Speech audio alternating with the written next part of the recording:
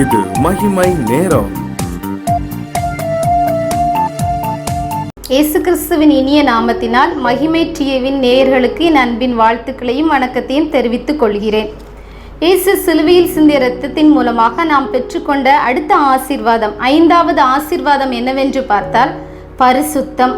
இந்த பரிசுத்தம் இல்லாமல் ஒருவனும் தேவனை தரிசிப்பதில்லையே என்பதை நாம் அனைவரும் தெரிந்திருக்கிறோம். இந்த பரிசுத்தம் என்றால் என்ன? இதை நாம் தியானிக்கும் போது எனக்கு ஒரு கதை ஞாபகத்திற்கு வருகிறது. பழைய காலத்து 10ஆம் வகுப்பு பாட புத்தகத்தில் உள்ள ஒரு கதை. இதில் என்னென்றால், ஒரு சர்ச்சு பாஸ்டர் ஒரு மனிதன் தன்னுடைய சர்ச்சுக்கு வந்திருக்கவங்ககிட்ட ஒரு கதை சொல்கிறார். என்ன சொல்கிறார் அப்படின்னா, சிசிலிய நாட்டில் ஒரு பெரிய கத்தீட்ரல் சர்ச் இருந்துச்சு. அந்த கத்தீட்ரல் சர்ச்சில் பெரிய பெரிய வால்ஸ், செவறுகள் இருந்து அந்த செவறுகளில் பெயிண்டிங்ஸ் வரையணும்னு சொல்லி அந்த சர்ச்சில் உள்ளவங்கெல்லாம் நினச்சாங்க. உடனே அங்கே ஒரு பெரிய ஆர்டிஸ்ட், நல்ல படம் வரைகிறவரை கூப்பிட்டு இயேசு கிறிஸ்துனுடைய வாழ்க்கை சரித்திரத்தை 12 படங்களாக அந்த வால்ஸ் மியூரல் பெயிண்டிங்ஸ் வரையணும் அப்படின்னு சொல்லியிருந்தாங்க.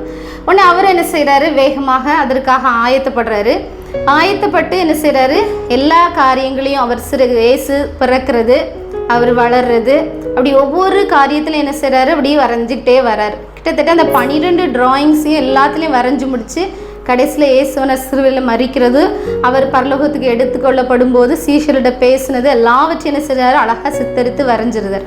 ஆனால் வரைஞ்சி முடிச்சுட்டு ஒரு 2 கேரக்டர் மட்டும் அவரால் வரைய முடியலை.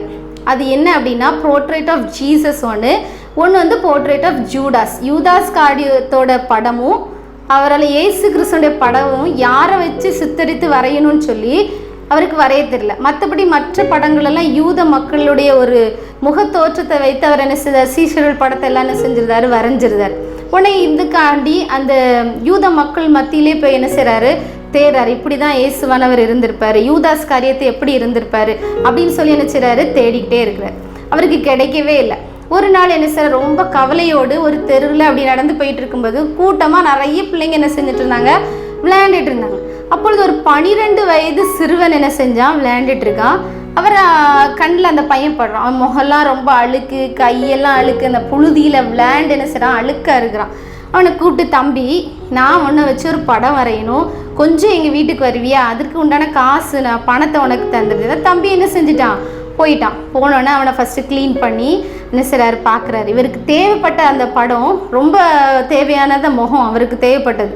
அது அப்படியே எடுத்து என்ன செய்கிறாரு, பார்த்து அவருக்கு 2 விதமான கேரக்டர் தேவைப்படுச்சு. இதில் ஒரு கேரக்டருக்கு ஆள் கிடச்சிருச்சு. அது என்ன செய்கிறாரு, அந்த இடத்துல எங்கெங்கெல்லாம் அந்த ஃபேஸ் வருதோ அந்த 12 பெயிண்டிங்ஸில் என்ன செய்கிறாரு, அப்படியே என்ன செய்கிறாரு, இந்த முகத்தை வச்சு இந்த கேரக்டருக்கு என்ன செய்கிறாரு, அப்படியே வரைஞ்சி முடிஞ்சிட்டு இப்போ என்ன செய்கிறாரு அப்படின்னா, அந்த ஃபேஸ் இன்னசென்ட் ஃபேஸ், ரொம்ப பாவம் அறியாத ஒரு ஃபேஸ், அது ஜீசஸோட ஃபேஸை அப்படியே வரைஞ்சிருந்தார். அந்த சிறு பையனுடைய முகத்தில் இப்படி தான் கள்ளங்கபடற்ற முகம், இயேசுடைய முகம் சொல்லி அப்படி என்ன செய்கிறாரு, வரைஞ்சது. ஆனால் இயேசுடைய முகத்தை யாரும் கண்டதில்லை, பார்த்ததும் இல்லை. அப்போது என்ன செய்கிறாரு அப்படின்னா, அடுத்து யூதாஸ் காரியத்துடைய முகத்தை தேடி அலைகிறார். அவருக்கு கிட்டத்தட்ட அந்த முகம் எப்படிப்பட்டதாக இருக்குன்னா, அந்த இருதயத்தில் எல்லா விதமான பாவங்களும் நிறைஞ்சிருந்தால் அந்த முகம் எப்படி இருக்குமோ அப்படிப்பட்ட ஒரு முகத்தை தேடிக்கிட்டே இருக்கிறார். ஒவ்வொரு நாளும் தேடுறாரு, கிடைக்கவே இல்லை. 1 வருஷம் போயிடுச்சு, 2 வருஷம் போயிடுச்சு, இப்படி பல வருடங்கள், 10 வருஷங்கள் உருண்டோடிட்ட. எல்லாரும் பார்த்து இவரை சிரிக்கிறாங்க. இவர் இந்த பெயிண்டிங் முடிச்சுட மாட்டார், இவருக்கு வயசாயிடுச்சு, அப்போ நம்மளால் முடிக்க முடியாதுன்னு சொல்லிட்டு என்ன செய்கிறாரு, ஒரு நாள் என்ன செய்கிறாரு, ஒரு கிட்டத்தட்ட ஒரு 11 வருஷங்கள் உருண்டோடிட்டுன்னு அவர் ஒரு லஞ்சுக்கு ஒரு இடத்துல என்ன செய்கிறாரு, சாப்பிட உட்காந்துருக்கார். அப்படி உட்காந்துருக்கும் போது அதில் என்ன செய்யுது, கண்ணாடினால் அடைச்சி வச்சுருக்கு. இந்த சைடில் வெளியே அந்த பிளாட்ஃபார்மில் நடந்து போய் ஒரு ஒல்லியான ஒரு உருவம் தடுமாறி அதில் கீழே விழுறத பார்க்குறார். உடனே இது யாரோ தெரியலேன்னு சொல்லிட்டு உதவி செய்வதற்காக வெளியே போகிறாரு. அது ஒரு காண்ட் டேட்டட் ஃபிகராக இருக்குது. அதை பார்த்தாலே நமக்கு ஒரு அருவருப்பாக இருக்கும். அந்த மனுஷனை அப்படி தூக்கி நிறுத்தும் போது அவன் சொல்கிறான், எனக்கு இன்னும் மதுபானம் வேணும், ஃபுல்லாக மதுபானத்தில் நடந்திருக்கிறான், இன்னும் மதுபானம் வேணும்னு கேட்கும். உடனே அவர் பார்க்குறாரு, அந்த முகத்தை பார்த்தோன்னே அவருக்கு ரொம்ப சந்தோஷம். இப்படிப்பட்ட முகத்தை தான் என்ன செஞ்சுட்டு இருந்தார், அவர் 12 வருஷமாக என்ன செஞ்சுட்டு இருந்தார், தேடிட்டு இருந்தார்.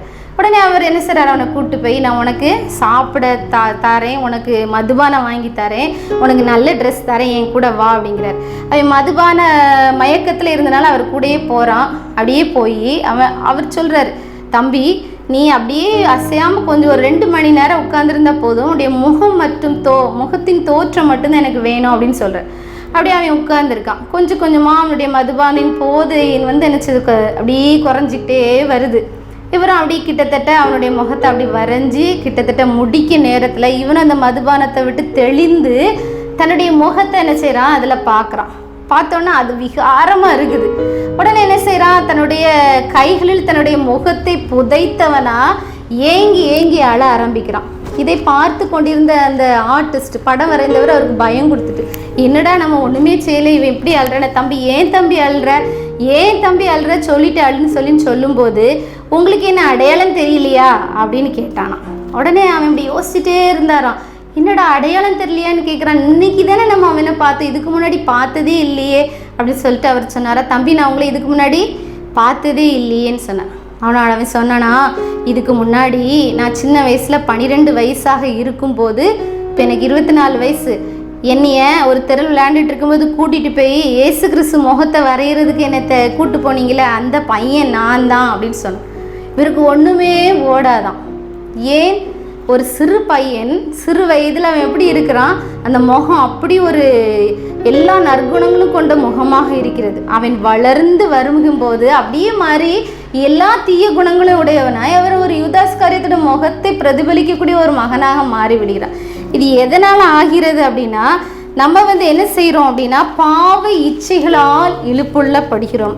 மனுஷன் நம்ம பிறக்கும்போது நம்ம எப்படி இருக்கிறோம் அப்படின்னா, ஆதாமின் ஜென்ம சுவாபத்தினால நம்ம என்ன செய்கிறோம், பிறக்கிறனால நம்ம வளர வளர வளர நம்ம கூட என்னெல்லாம் வளருது, பாவ ஆசை இச்சைகள் எல்லாம் நமக்கு என்ன செய்கிறது, வளர்ந்து கொண்டே வருகிறது. கண்களின் இச்சை, மாம்சத்தின் இச்சை, ஜீவனத்தின் பெருமைகள் எல்லாம் என்ன செய்யுது, நம்மளை இழுத்து இந்த பாவமாகி சேற்றில் நம்ம என்ன கொண்டு செல்கிற தள்ளி விட்டுகிறது. இதனால நமக்குள்ள என்னெல்லாம் வந்துடுது, பெச்சார் ஆவிகள், வேசித்தன ஆவிகள், இச்சைகளின் ஆவிகள் எல்லாம் நம்ம மேலே அலமோதி நம்மளை ஒரு பெரிய படுகொலிகளாக அக்னி கடலில் கொண்டு தள்ளிடுது. இதில் இருந்து விடுவிக்க ஒரே ஒரு விடுதலையின் ஒன்னே ஒன்று உண்டு. என்ன அப்படின்னா, இயேசு கிறிஸ்துவின் இரத்தம். இயேசு கிறிஸ்துவின் இரத்தம் சகல பாவங்களையும் நீக்கி நம்ம என்ன செய்யும், சுத்திகரிக்கும். அப்போ நல்லா இருந்த அந்த சின்ன பையன் வளரும்போது மாறிவிட்டான். அப்போ நம்ம என்ன செய்யணும், நான் சின்ன வயசுல நல்லா இருந்தேன், நான் சின்ன வயசுல நல்லா செஞ்சேன், நான் சின்ன வயசுல அப்படி இருந்தேன், நான் அப்படி ஊழியம் செஞ்சேன், நான் 40 வயசுல இப்படி ஊழியம் செஞ்சேன் அப்படின்னு சொல்றது பெருமை அல்ல. கடைசி வரைக்கும் முடிவு பரிவு நிலை நிற்பவன் என்ன செய்வான், ரட்சிக்கப்பட்டு நித்திய ஜீவனை பெற்றுக்கொள்வான். அண்ணா தினமும் அவருடைய சிலுவையின் மரத்தின் அடியில் உட்கார்ந்து நம்ம பரிசுத்தமாக்கப்படணும். பரிசுத்தமாக்கப்படணும்னா கிறிஸ்துவின் சாயலை நாம் தரித்து கொள்ள வேண்டும். அவர் அன்பாகவே இருக்கிறார், அவருக்கு இரக்க குணம் இருக்கிறது, அவர் விட்டு கொடுக்கிற தன்மையுடையவராக இருக்கிறார், ஏழைகளுக்கு இறங்குகிறவராக இருக்கிறார், பிதாவினிடத்தில் பரிந்து பேசுகிறவராக இருக்கிறார். எல்லாவற்றிலையும் பார்த்தீங்கன்னா நம்ம என்ன காரியங்கள் தேவன் நமக்கு ஊழியம் செய்கிறவராக சுற்றி திருந்தார். அவர் தூங்குன மாதிரி நம்ம எங்கேயுமே வாசிக்க முடியாது. மலைக்கு போறாரு, அதிகாலையில் ஜெபிக்கிறாரு, இருட்டோட என்ன செய்றாரு, எழுந்து போறாரு, எல்லா நேரம் ஜெபிக்கிறார். இந்த குணங்கள் நமக்குள் வரும்போது நாமளும் என்ன செய்யலாம், பரிசுத்தமாக்கப்படலாம். நாம் பரிசுத்தமாக்கப்படும் போது நம்ம என்ன செய்கிறோம், தேவனை தரிசிக்க முடியும், நாம் பிதாவானவரை நாம் அண்டி கொள்ள முடியும். இந்த நேரத்தில் ரகசிய வருகை வந்தால் நம்ம பிதாவோடு நம்ம எடுத்துக்கொள்ளப்படலாம். அப்போ நம்ம என்ன செய்யணும், அனுதினமும் பரிசுத்தமாக்கப்படுதல் நமக்கு மிக அவசியம். நாங்கள் இப்படி செய்தோம் அப்படி செய்தோங்கிற ஜீவனத்தின் பெருமையை நம்ம விட்டு எடுத்து போட வேண்டும். எடுத்து போட்டு விட்டு நமக்குள்ள தாழ்மை, எல்லா இச்சையடக்கம், ஆவியின் கனிகள் நமக்குள் வரும்போது நம்முடைய முக சாயல் எப்படியா இருக்கும், ஒரு தேவனுடைய முக சாயலை போல ஆகிவிடும். பரிசுத்தம் நமக்குள் தானாக வந்துவிடும். அந்த ஆசீர்வாதம் நமக்கு எங்கே கிடைக்கும், இயேசுவின் இரத்தத்தினால் கிடைக்கும். இந்த ஆசீர்வாதத்தை நம்ம அனுபவிக்க விடாமல் ஒவ்வொரு நாளும் பிசாசு தடை செய்து கொண்டே இருக்கிறான். அந்த ஆசீர்வாதத்தை நம்ம முழுமையாக அனுபவிக்க இப்பொழுது நம்ம முழங்கால் படிட்டு ஜெபிப்போம்.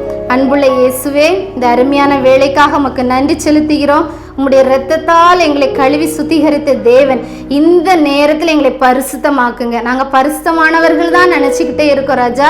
ஆனால் எங்களை அனுதினமும் பரிசுத்தமாக்க உம்முடைய பரிசுத்தத்தின் அனுபவம் எங்களுக்கு தேவை ராஜா. நாங்கள் வளர வளர வளர உலகின் ஆசை இச்சைகளுக்கு நாங்கள் சிக்குண்டு நாங்கள் மாட்டிக்கொள்கிறோம் தகப்பனே.